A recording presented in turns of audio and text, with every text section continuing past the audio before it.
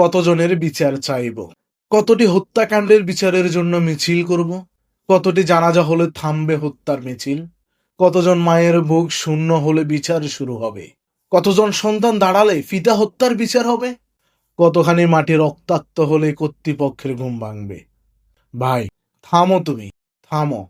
এত শত মৃত্যুতে তুমি খুঁজে পাও কে ছাত্রলীগ, কে শিবির, কে ছাত্রদল, কে এনসিপি, কিংবা আমি খুঁজে পাই একজন মা রাত দিন চোখের পানি জড়াতে জড়াতে বলছে, আমার মানিক কই?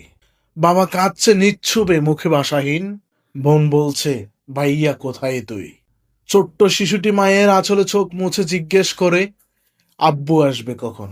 লজ্জা হয় না? নিকৃষ্ট হত্যাকে বলা হচ্ছে বিচ্ছিন্ন ঘটনা মাত্র।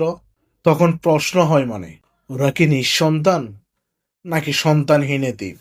অতঃপর অতঃপর বলছি, বিচার চাই না আর। পোস্টার হাতে চিৎকার করে বলবো, কোনো বিচার চাই না আর।